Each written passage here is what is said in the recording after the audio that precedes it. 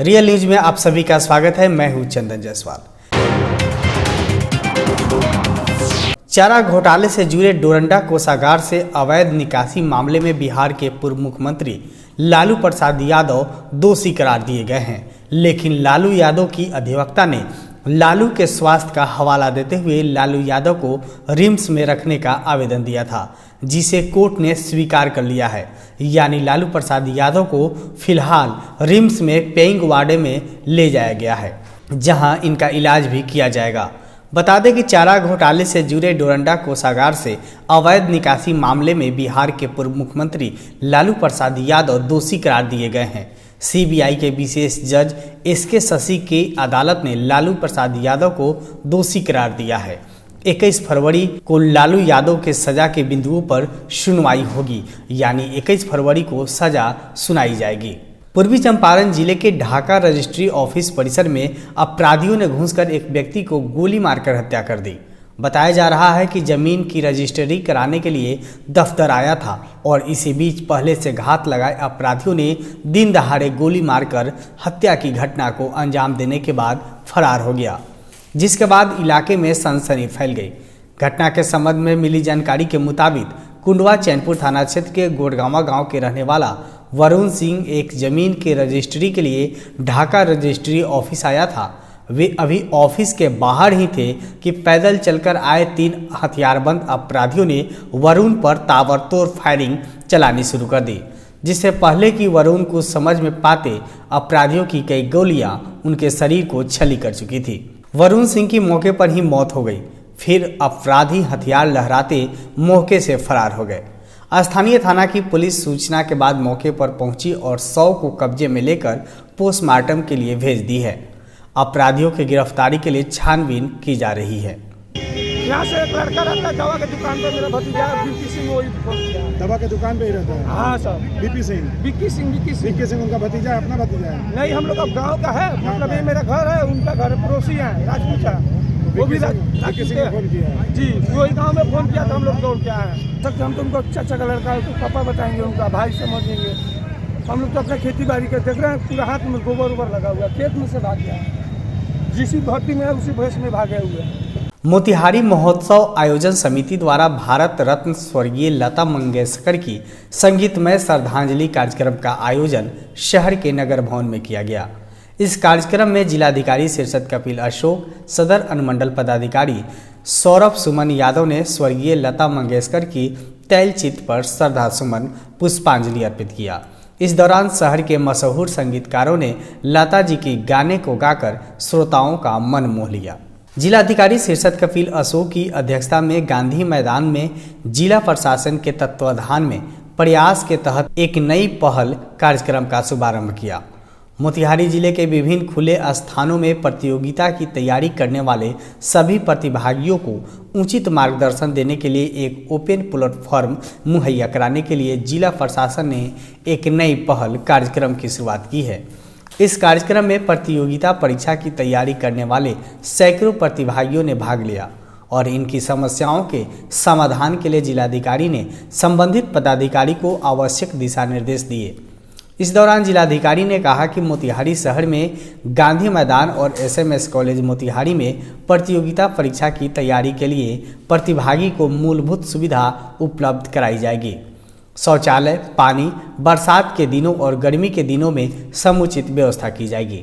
उन्होंने कहा कि प्रतिभागी अपनी तैयारी के लिए ऑनलाइन प्लेटफॉर्म का इस्तेमाल करें, अंतरात्मा से पढ़ाई करें, पूरे जोश के साथ तैयारी करें, सफलता उन्हें अवश्य मिलेगी। डिप्टी कलेक्टर अभी ये नंबर्स कॉन्टैक्ट नंबर्स ले रहे हैं और व्हाट्सएप ग्रुप है या टेलीग्राम का ग्रुप ये फॉर्म करेंगे। इसमें अलग कैटेगरी वाइज मतलब किस स्पर्धा परीक्षा की वो तैयारी कर रहे हैं, तो नीचे उसके ग्रुप्स बनाए जाएंगे, जैसे आर्मी हो गया, पुलिस हो गया, बैंकिंग हो गया, रेलवे हो गया। तो अकॉर्डिंगली इनको हम इंटरेक्शन भी कराएंगे जो सक्सेसफुल सबसे सब्जेक्टिव फील्ड्स में है। और उसके बाद जो है उनके जो प्रॉब्लम्स है, कुछ लोग पीटी स्टेज में है, मेन स्टेज में है, तो अकॉर्डिंगली वो सेग्रीगेशन भी करके आगे का काम किया। मोतिहारी शहर के चरखा पार्क के पीछे स्थापित गांधी जी की आदमकद प्रतिमा को बीती रात असामाजिक तत्वों ने तोड़ दिया। लाखों रुपए से स्थापित इस प्रतिमा का अनावरण 9 सितंबर 2020 को स्थानीय सांसद राधा मोहन सिंह, मंत्री प्रमोद कुमार ने किया था। महात्मा गांधी जी की प्रतिमा तोड़े जाने की सूचना मिलते ही जिलाधिकारी और पुलिस अधीक्षक कुमार आशीष ने चरखा पार्क का जायजा लिया और संबंधित एजेंसी को निर्देश देते हुए कहा कि महात्मा गांधी जी की प्रतिमा को पुनः स्थापित किया जाए। इधर इस घटना के बाद जिलाधिकारी ने संबंधित पदाधिकारी को सख्त निर्देश देते हुए कहा कि असामाजिक तत्वों पर कड़ी कार्रवाई की जाए। बापूजी की मूर्ति जिन्होंने भी विडंबना की है मूर्ति के साथ, तो उस पर हम कड़ी कार्रवाई कर रहे हैं और करेंगे भी। कुछ लोगों को चिन्हित भी किया है और टीम भी पुलिस विभाग की गई है वहाँ के देखने के लिए, क्योंकि काम यहाँ पे CSR एक्टिविटी के तहत जो है पावर ग्रिड कॉरपोरेशन कर रहा था। तो एजेंसी से और जो कॉरपोरेशन है उनसे भी हम पूछताछ करेंगे कि प्रॉपर सुरक्षा और ये, क्योंकि हैंडओवर अभी तक नहीं हुआ है तो वो रहनी चाहिए थी, वो क्यों नहीं रही है। इम्पॉर्टेंट थिंग है कि शांति का संदेश, अहिंसा का संदेश जिस व्यक्ति ने दिया है उस व्यक्ति, और ये बापूजी की धरती है, अहिंसा की धरती है, तो उनकी गरिमा को बचाना हम सभी लोगों का कर्तव्य है और उसके लिए हम तत्पर भी रहेंगे। CCTV और अन्य व्यवस्थाएं भी यहाँ पे रहेंगे। एक चीज़ हम सभी लोगों को जाननी चाहिए कि व्यक्ति जो है उनके विचारों में बसते हैं। मूर्ति की विडंबना करने से या अन्य कोई मार्ग से जो है उसके विचार या उसके जो संस्कार है, जो संदेश है, वो कम नहीं होते हैं। पुनः जो है जिला प्रशासन जो है बापूजी की गरिमा में जो वहाँ पे मूर्ति थी उसकी प्रतिष्ठापना करेगा जैसी थी, और जो है शांति का संदेश जो इस चंपारण में है पुनः दिया जाएगा। लेकिन पुलिस विभाग अपनी कार्रवाई कर रहा है और शीघ्र हम इनको असामाजिक तत्वों को पकड़ कार्रवाई की जाएगी। देखिए, दोषियों को चिन्हित कर लिया गया है। कुछ चक्षुदर्शी भी हैं जिन्होंने बताया कि घटना कैसे हुई, किसने करी है, तो उसके लिए टीम निकल चुकी है, उसको तुरंत ही गिरफ्तार कर लिया जाएगा। बाकी यहाँ पर सुरक्षा के एहतियात से यहाँ पर होमगार्ड की तैनाती की जा रही है। इस इलाके में गश्ती भी होगी। कुछ ड्रग्स और स्मैक लेने वाले बच्चों के नाम भी सामने आए, तो उनका भी जो है हम लोग धरपकड़ कर रहे हैं और इससे कड़ी कार्रवाई की जाएगी। सुरक्षा के व्यापक इंतजाम इधर किए जा रहे हैं। कोई मूर्ख ही ये काम कर सकता है, क्योंकि ये सोच की बात भी नहीं है और ये समाज का सोच भी ऐसा नहीं है, क्योंकि गांधी तो एक विचारधारा है। और ये कॉम्प्लेक्स जो आप देख रहे हैं सामने में, महात्मा गांधी संग्रहालय है और ये गांधी जी का शिलालेख है जिसमें मेंशन किया गया है कि गांधी जी कब आए थे। और पीछे जो आप देख रहे हैं वो जिला परिषद की जो ऑफिस है, पहले कचहरी हुआ करता था। गांधी जी को सजा वहीं सुनाई गई थी, उस पेड़ के नीचे। वो धरोहर है, चंपारण का धरोहर है। हमको लगता है कि ये कोई धार्मिक भावना से नहीं किया गया है, कोई मजहबी भावना से नहीं किया गया है, कोई द्वेष फैलाने की भावना से नहीं किया गया है। ये कुछ ऐसे बच्चों का काम हो सकता है। चूँकि रात में ये हुआ है तो हम लोग को पता नहीं चला। शाम को जब हम आए तो देखे कि सब स्थित है, सब कुछ ठीक है। और सुबह देखा कि आप लोग जब यहाँ पर आए हैं तो देखा कि बहुत भीड़ है, तो इसको तोड़ के पीछे फेंक दिया था। बिहार में तेज रफ्तार का कहर थमने का नाम नहीं ले रहा है।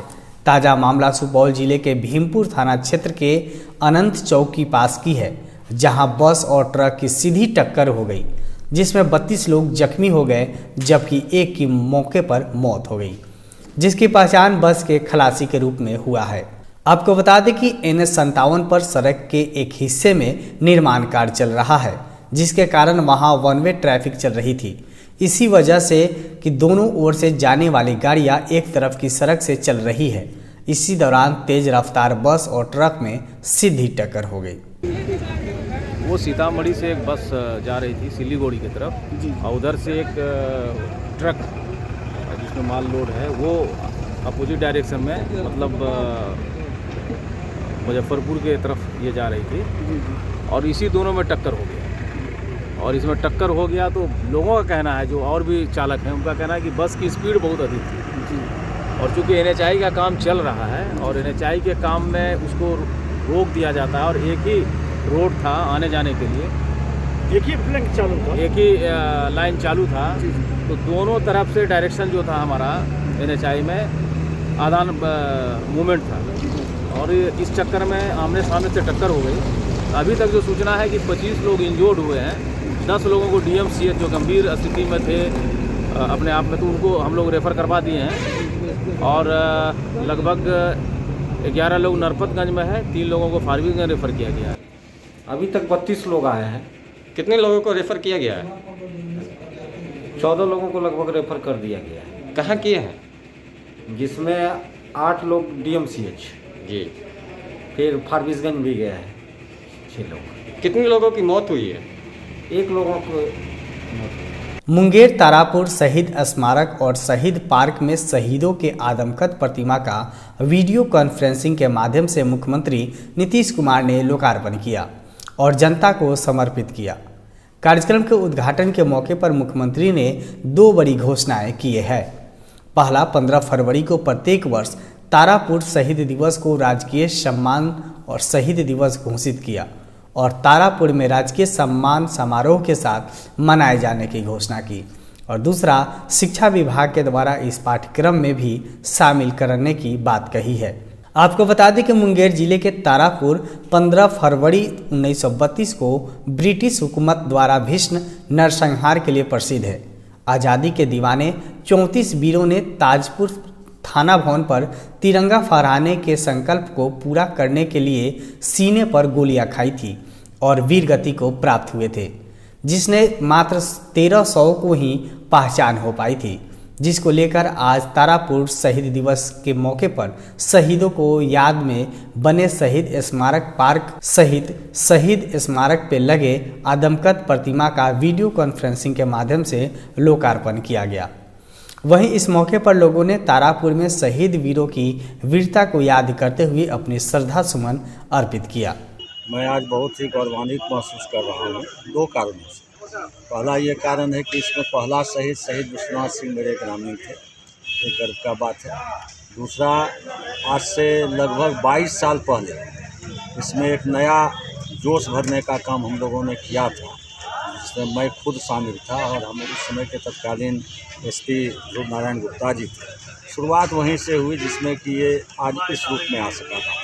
ये तारापुर को राजकीय कार्यक्रम के रूप में, अब समारोह के रूप में हर साल 15 फरवरी मनाया जाएगा और ये पूरे बिहार में होगा, तो ये बहुत बड़ी बात है। और आज ही कहिए कि हम भी इस बात को जान पाए कि बिहार में 34 लोग किसी जगह शहीद नहीं हुए थे। तारापुर एक स्थान है जहाँ पर कि एक जगह पर 34 लोग शहीद हुए थे।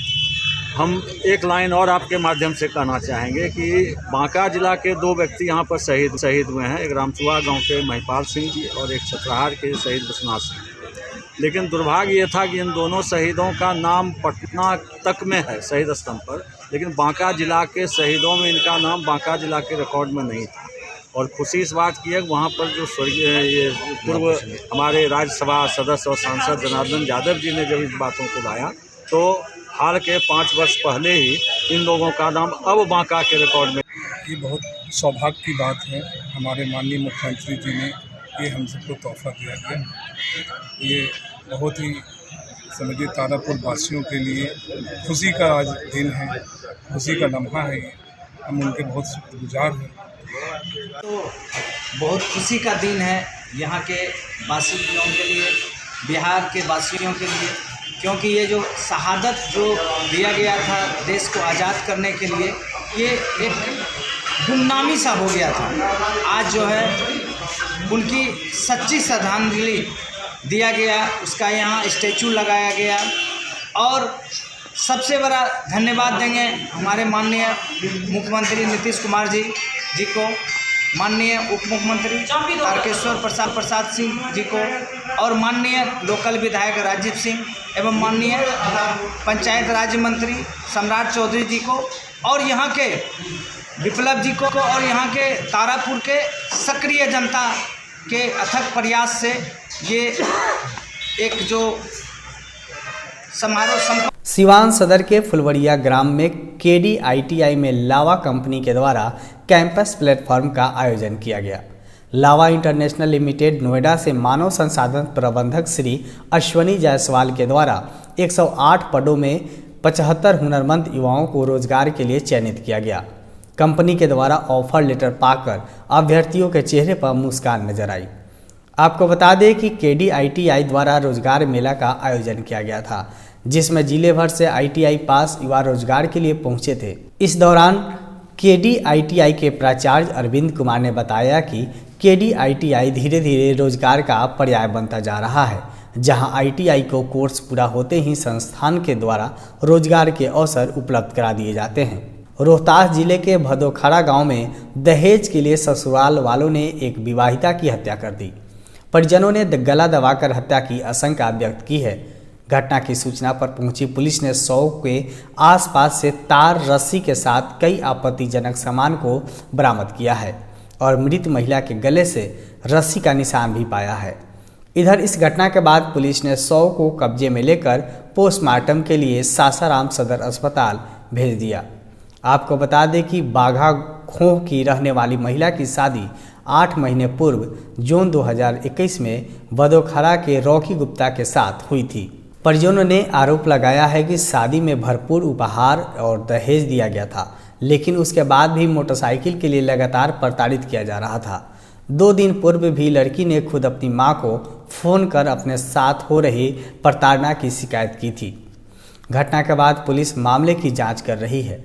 फिलहाल किसी की भी गिरफ्तारी अभी तक नहीं हो पाई है। सर 2-4 दिन पहले इस लड़की से बात हुई, पता चला था कि मैंने कि लोग वहाँ के मारपीट कर रहे हैं और लड़की के माँ से वो वहाँ से मैसेज मिल रहा था कि हमें मोटरसाइकिल दिलवाओ, नहीं तो तुम्हें मार करके फेंक दिया जाएगा।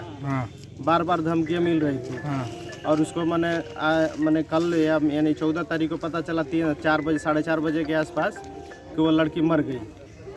अच्छा, सूचना मिला वहाँ से, तो हम लोग वहाँ गए तो देखे कि सही बात है कि वहाँ पे वो लड़की पड़ी हुई है और उसको उसके घर में भी पूरा सामान रखा हुआ था, गदल वदल भी था, रस्सी थी, तार था। और उसके बाद में फिर हम लोग प्रशासन को सूचना दी है, तो प्रशासन गए, वो जांच उच में करने लगे तो उसके गले में दाग निकला पूरा काला काला। तो उसको हम लोग को कहना है कि वो फांसी लगा कर दहेज के लिए मोटरसाइकिल के लिए ही उसको मारा गया है। गोपालगंज जिले के माझा थाने की पुलिस को बड़ी कामयाबी हाथ लगी है। पुलिस ने बीते 3 फरवरी को श्री राम जानकी मंदिर से चुराए गए अष्टधातु की मूर्ति को बरामद करते हुए 2 चोरों को गिरफ्तार कर लिया है। आपको बता दें कि बीते 3 फरवरी को माझा थाना इलाके के भटवलिया गांव में श्री राम जानकी मंदिर से देर रात चोरों ने मंदिर में स्थापित श्री राम की और सीता जी की अष्टधातु की मूर्ति चोरी कर ली थी। मूर्ति चोरी के मामले में मंदिर के पुजारी ने लिखित शिकायत पर माझागढ़ पुलिस ने अज्ञात चोरों पर प्राथमिकी दर्ज की थी। वहीं कांड दर्ज करने के बाद जांच में जुटी पुलिस ने गुप्त सूचना के आधार पर मूर्ति लेकर बेचने जा रहे 2 युवकों को गिरफ्तार किया है। 13 फरवरी को एक सरैया मोड़ है माझागढ़ में, जहाँ पे जो टीम काम कर रही थी उनको सूचना प्राप्त हुई कि जिन्होंने इन मूर्तियों की चोरी की है उस राम जानकी मंदिर से वो लोग इसको लेके और कहीं बाहर फरार होने वाले हैं बेचने के लिए। तो वहाँ पे तुरंत उस एरिया की घेराबंदी की गई और इन दोनों व्यक्तियों को गिरफ्तार किया गया और साथ में जो दोनों मूर्तियाँ चोरी की गई थी उसकी बरामदगी की गई। इसमें 2 व्यक्ति हैं। माघ पूर्णिमा के विशेष दिन पर मुंगेर के कष्टहरणी घाट पर आज सुबह से ही गंगा नदी में स्नान करने वाले श्रद्धालुओं की भारी भीड़ देखी गई। सभी लोग मां गंगा की पूजा अर्चना के साथ साथ भक्तिमय माहौल और हजारों की तादाद में श्रद्धालु गंगा नदी में आस्था की डुबकी लगाकर अपने कष्टों से मुक्ति के लिए प्रार्थना कर रहे हैं। ऐसा माना जा रहा है कि माघ पूर्णिमा के पावन अवसर पर गंगा स्नान करने से सारे पापों और कष्टों से मुक्ति मिल जाती है। मुंगेर के कष्टहरणी घाट पर स्नान के लिए बच्चों और बड़ों में गजब का उत्साह देखने को मिल रहा है। सभी कोई गंगा में डुबकी लगाकर अपने पापों की मुक्ति के साथ साथ परिवार के लिए सुख और समृद्धि का कामना कर रहा है। आज माघी पूर्णिमा है, गंगा स्नान का बहुत महत्व है। दान पुण्य करना जो भी होता है, स्नान करना बहुत महत्व रखता है। हमसे पूजा करने से सफल होता है, दान पुण्य करना चाहिए। पूर्णिमा हुआ के आदमी के आज साल में 1 पूर्णिमा आता है, सावंती के पूर्णिमा, माघी पूर्णिमा आता है। आज के दिन ही कहा जाता है कि माँ सीता ने अग्नि परीक्षा दी थी वहाँ पर सीताकुंड में। इस कारण से लोग माघी पूर्णिमा को बड़ा ही शुभ महीना मानते हैं और लोगों की आस्था है कि इस दिन से सब दिनों की पुण्य प्राप्ति अधिक होती है, इसलिए लोग श्रद्धापूर्वक आ जाते हैं गंगा स्नान करने के लिए। बड़ा प्रसन्न होते हैं और उसके बाद बहुत बड़ा फायदा होता है गंगा स्नान। माघी पूर्णिमा में गंगा स्नान करने के बाद पूजा पाठ करने से बहुत बड़ा पुण्य होता है, प्राप्त होता है। माघी पूर्णिमा बहुत नामी है। कष्टकारणी घाट पर मौजूद पुजारी सकलदेव पाठक का कहना है कि माघ का महीना सर्वश्रेष्ठ होता है और इसमें हरिद्वार, गंगा सागर, प्रयागराज और कष्टहारिणी घाट पर स्नान करने से सभी कष्ट दूर हो जाते हैं। पुजारी जी के अनुसार यहाँ मर्यादा पुरुषोत्तम श्री राम का कष्ट दूर हुआ था और जो भी कोई यहाँ आता है उसका कष्ट दूर हो जाता है। मुंगेर के लिए मोहम्मद इम्तियाज खान की रिपोर्ट।